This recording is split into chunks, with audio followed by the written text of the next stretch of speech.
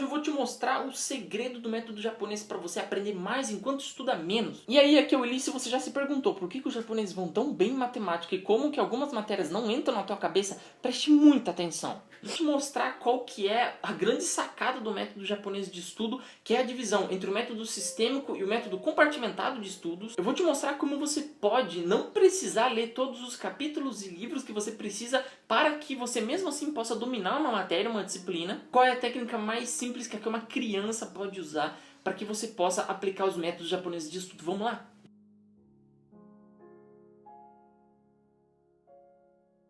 A primeira coisa é que o método japonês de estudo tem essa grande diferenciação dos métodos nossos ocidentais, que é a divisão entre os métodos compartimentados e os métodos sistêmicos de estudo. O método compartimentado, que a gente geralmente é bitolado aqui no ocidente que usa, é o seguinte: a gente acha que cada disciplina tem uma caixinha, como essa foto que está mostrando para você, e as ideias não se relacionam entre elas, elas estão isoladas num canto. Então o cara que estuda economia, ele é só um economista, o cara da engenharia só sabe de matemática e não sabe de nada mais. Os métodos japoneses, o método sistêmico de estudo, é o modo em que você cria uma teia de conhecimento, e assim, quando você está aprendendo matérias novas, você está ao mesmo tempo criando relações com aquilo que você já sabe, criando algo que se chama método sistêmico de aprendizado. O que acontece é que isso diminui muito o tempo que você precisa para aprender novos conceitos. Porque quando você está aprendendo novas coisas, você já está fazendo conexões com aquilo que você já sabe. E assim o aprendizado está se tornando mais fácil, mais produtivo, com menos esforço. Isso também aumenta muito a sua criatividade.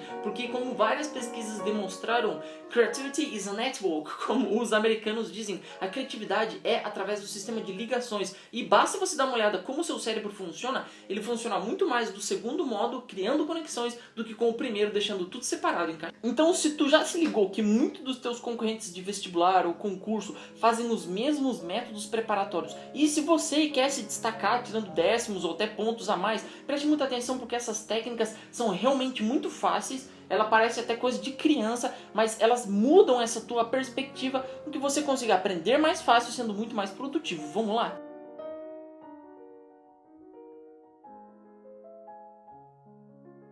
Primeiro de tudo, por que você deve usar o aprendizado sistêmico? Sabe que aprender é tentar montar um quebra-cabeças. Eu acho que você já deve ter passado por isso.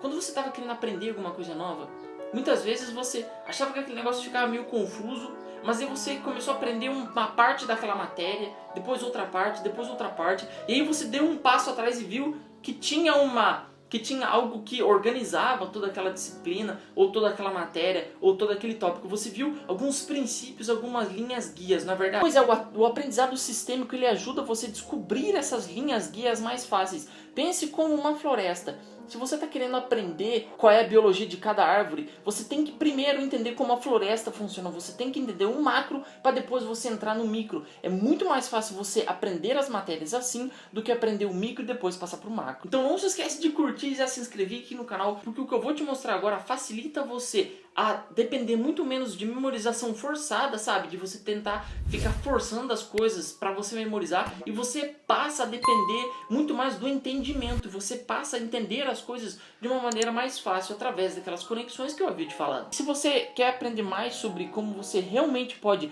estudar menos e aprender mais, eu deixei 5 estratégias do aprendizado insano no primeiro link da descrição, que é um e-book que eu aprendi sobre como você pode aprender qualquer coisa usando técnicas comprovadas pela ciência. Eu usei para passar em medicina, me formar em primeiro lugar na minha faculdade e aprender 5 idiomas sozinho.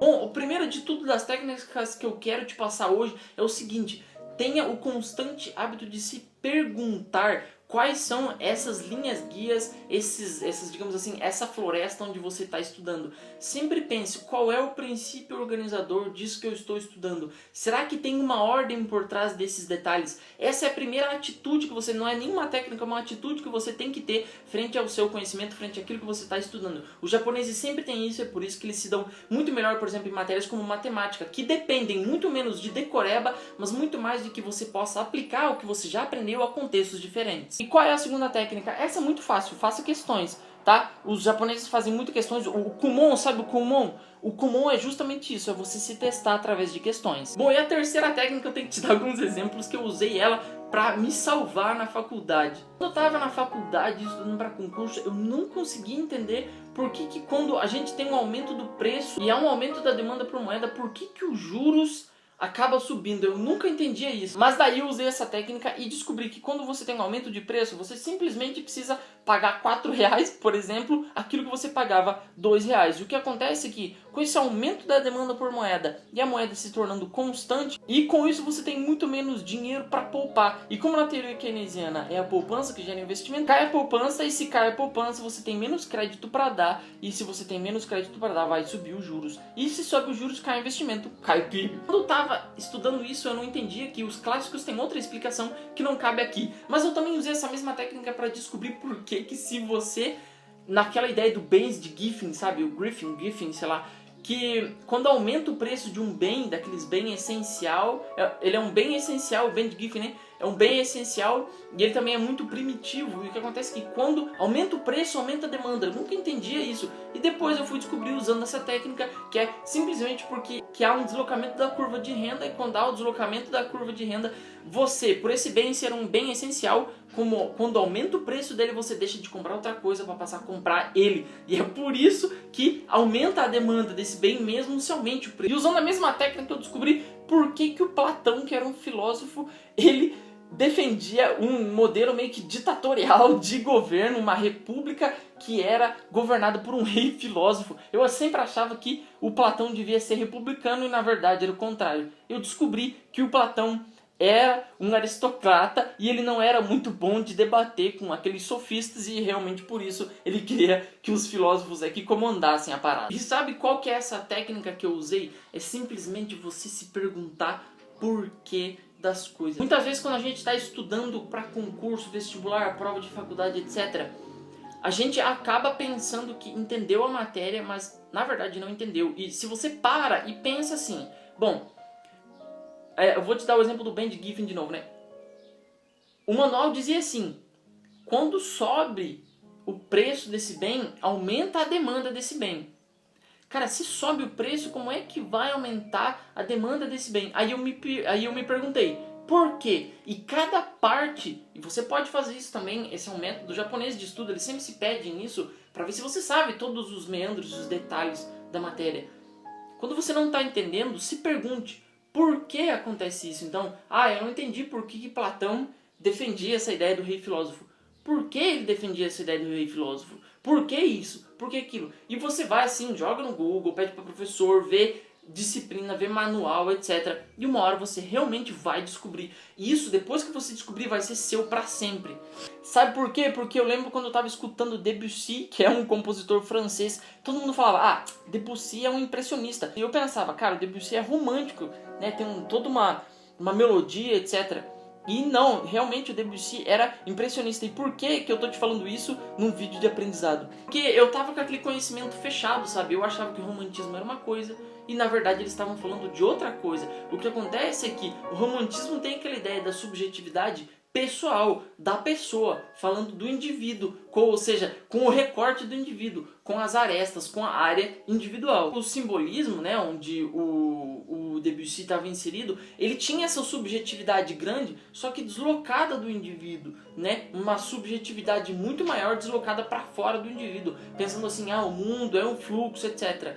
E é daí que eu comecei a entender muito mais por que a música dele aparentemente não tinha estrutura. Eu também aprendi muito mais porque que as pinturas de Monet, sabe como é que você está vendo aí? Por que ele não fazia o contorno das pinturas, etc. O que acontece é que quando você passa a usar essa pergunta do porquê, você começa a enxergar detalhes que para os outros parecem ser simples, mas quando você descobre eles tornam o aprendizado muito mais fácil e muito mais claro para você. Exatamente isso que eu quero te mostrar. Se você passa a usar esses métodos, principalmente a pergunta por que disso, por que daquilo, a matéria se torna mais fácil, você torna o teu aprendizado muito mais produtivo se você e você consegue conectar muito mais conceitos, como eu consegui conectar a música de Debussy às pinturas de Monet, e aparentemente isso não tinha nada a ver na minha cabeça, mas depois que eu descobri o que era o simbolismo, o impressionismo, isso ficou muito mais claro. Manda um e aí ali nos comentários se você gostou desse vídeo, se ele vai gerar valor para você, porque hoje eu te falei sobre a diferença do método sistêmico e compartimentado para você estudar. Eu também te mostrei qual é a diferença entre você usar métodos que buscam a floresta ao invés das árvores, ou seja, você sempre tentar procurar os princípios organizadores da disciplina, daquilo que você está estudando. E eu também te mostrei várias técnicas que você deve usar, ter uma atitude sempre de dúvida, sempre se perguntando quais são esses princípios, fazer questões e usar aquela técnica muito boa que eu descobri muita coisa usando ela, que é a técnica do porquê. Por que isso acontece? Eu também te falei sobre aprendizado insano, são 5 estratégias que você pode usar para aprender qualquer coisa em menos tempo. Eu tô dando de bônus uma aula gratuita sobre como você pode ler até 50 livros sem esforço em um ano. Clique no primeiro link da descrição para você dar uma olhada como é que funciona esse negócio. Eu sou o Lee, eu espero que esse vídeo tenha gerado valor para você. Se ele gerou, não se esquece de curtir o vídeo, se inscrever aqui no canal. Eu fico por aqui e que Deus te abençoe.